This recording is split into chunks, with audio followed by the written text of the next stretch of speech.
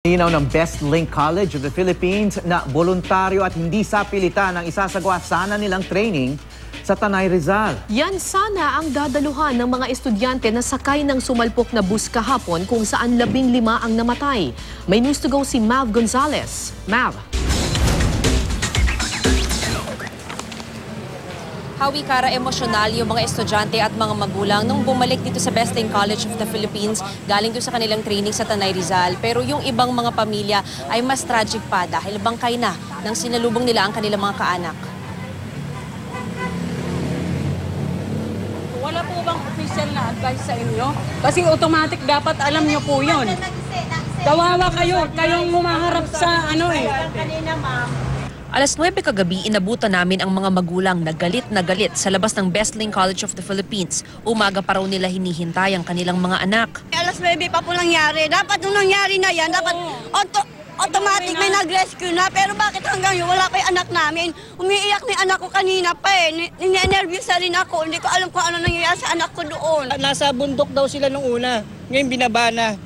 Kasi nung pinapanik sila, on the way na raw, susunduin na yung mga bata. Tapos antay sila na antay hanggang sa dumilim na, bumaba sila dahil delikado eh.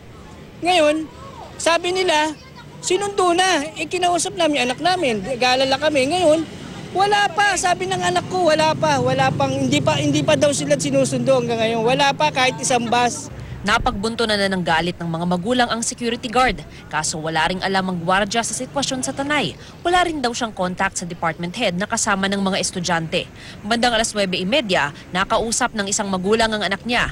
May 2 bus na raw na dumating para sunduin ang mga bata sa Tanay. Ang problema, 9 na bus ang umalis kahapon ng umaga kaya hindi sila kasya. Sabi ni Mrs., nak, sumabay ka namin, dumating na 2 bus.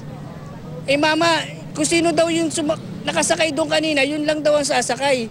Wala pa yung bus kung sinakyan, number 4 siya. Yung dumating hindi naman number 4 daw. Hindi daw siya, ayaw daw siya pasakayin doon. Hindi na pwede mamili. Bakit mamimili pa kung sino yung nakita nila estudyante, sakay nila? Kalaunan, pinapasok na rin ng paaralan ang mga magulang at kinausap ng isang admin faculty. Paano nangyari yung problema? Ano ang proper disposition ninyo doon sa mga nagtuloy? Dapat tinerminate nyo ng maaga para ang biyahe dito ng mga bata araw. Kasi mas stress na yun. Dahil gabi, yung daanan nga po ang problema, di ba? Humingi po ako ng tawad sa mga pagkukulang at kakulangan po namin. Yung convoy po nila nandun na rin. For security reasons po, nandun din po sila. Yung mga bata po sinisecure din po. At nandito rin po kami, yung behalf ng ibang admin at pati mga officers po namin ng HICE ng college. Opo. Mag-aalauna ng madaling araw o may 16 na oras mula nang mangyari ang aksidente. Nagsimula ng magdatingan ang mga estudyante. Emosyonal ang ilang magulang nang mayakap ang mga anak nila. Ang ilang estudyante, tulala pa at bakas ang pagod sa muka. Si Nanay Rosario nahimasmasan na nang makita ang anak na si Minay. Nawala yung kaba ko. Kasi kanina talaga ninenervyos ako. Hindi ko alam, para kung nabablack-out ako eh. Ngayon nakita ko yung anak ko, nakalma yung kalooban ko. At least buhay ang anak ko na palagay ako sa kalooban niya. Ayun po, umiiwas sa kasi siyempre trauma siya na naiisip niya yung nangyayari. Kaya hindi ko muna papasukin, pagpapahingahin ko muna siya. Ayon sa paaralan, talagang hinold ang mga estudyante sa campsite habang inaasikaso ang mga naaksidente. Nilinaw din nilang voluntary ang pagsama sa training at hindi sa pilitan. Basta't po nandoon po sa loob ng camp, sila po yung safe. So habang po kami inaayos namin yung accident po dun sa taas, ang ginagawa po ng mga bata para maging busy, nagkaroon po sila ng extra team building. We have a letter to the parent. Kung gusto nila sumama or not, it's up to them. So walang naging forced na nangyari. Pinag-aaralan pa ng paaralan kung idedemanda nila ang bus company. Harana Tours daw kasi ang kausap nila at hindi ang Panda Coach Tours na naaksidente kahapon. Maganda ang service ng Harana, so wala kami problema sa kanila. We do not know kung ano yung naging arrangement ng Panda and the Harana. Pasado alas 2 naman ng madaling araw, dumating na ang 9 na bangkay sa Mahar Funeral Home sa Novaliches. Wala nang maiyak ang ilang magulang nang makita ang kanilang mga anak.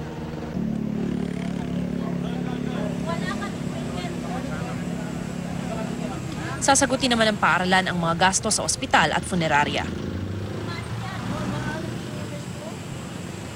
Hawi Kara, sa ngayon 11 ng bangkay ang dinala rito sa Mahar Funeral Homes. 3 na lang ang hindi hintay habang yung isa ay kinuha na para mailibing agad. Alinsunod doon sa paniniwala ng mga Muslim. Ang nandito ngayon sa Mahar Funeral Homes ay sina Charlie Magdaong, Elmer Cabrera, Arneline Galaura, Jerry Bernardino, Jemerson Misikula, Gabino Giad, Mark Baday, Julian Lacurda Jr., na yung driver ng bus, si Zereso Sonapay, John Michael Dagondon at Robert Pepito. Ngayon, Hawi Kara, napakataas ng emosyon dito sa funeraria. Maski yung ilang kasama natin sa media ay hindi na rin mapigilan kundi maluha dahil talagang nag-iiyakan yung mga pamilya at yung isang tatay na nakausap natin kanina ay galit na galit siya dahil maski raw impormasyon ay wala siyang makuha doon sa paaralan kahapon. Ang nangyari raw ay tinawagan yung cellphone ng anak niya hanggang may sumagot na pulis pala. At ang sabi raw sa kanya ng pulis ay pumunta ka na kaagad dito sa Tanay Rizal dahil yung anak niya nga ay naaksidente at pagdating niya nakita niya na yung anak niya ayun na nga wala ng buhay, wala raw siyang magawa. Yung mga pamilya naman na nandito ngayon ay hindi pa nila malaman kung sasagutin ba nga talaga ng paaralan yung kanilang pagpapalibing, pagpapaburol dito sa kanilang mga anak. Dahil yung isang tatay na nakausap natin kanina ay siya na raw mismo yung nagbayad dahil ang sabi raw ng funeraria ay wala pang ibinibigay na budget din itong paaralan. Samantala naman, Kara, Hawi, kahit na nagkaroon nga ng trahedya kahapon dito sa Tanay Rizal, ay meron pa rin pasok ngayong araw sa Besling College of the Philippines. Hawi, Kara? Alright, Mav, sa ngayon na nagdatingan na dyan yung labi ng ilan sa mga estudyante, meron man lang bang representative dyan yung Besling Colleges at saka yung mismong bus na naaksidente, yung kumpanya ng bus na naaksidente? Kara, ngayon lamang meron tayong nakita na isang representative galing sa school, isa siyang guro. Pero doon sa bus company ay wala pa talaga tayong nakikita. Either from yung Harana Tours, which is yun talaga yung kausap nitong paaralan, pati na rin yung Panda Coach Tours na yung bus na naaksidente. Maski yung paaralan kahapon, kinausap natin kung bakit nga nangyari na nagkaroon ng Panda Coach Tours. Kung ang kausap lang talaga nila ay yung Harana Tours, ay hindi pa raw nila nakakausap. Ito nga ang Harana Tours, kung ano yung nangyari, kung ba't nagkaroon ng arrangement na biglang merong nasingit na isang bus galing sa ibang kumpanya. Ngayong araw ay susubukan daw nila na makausap na itong bus company na ito. Pero yung ilang magulang na nakausap natin, talagang desidido sila, nakakasuhan daw nila itong bus company dahil nagkaroon nga ng kapabayaan on their part. Kara? Maraming salamat sa iyo, Mav Gonzales.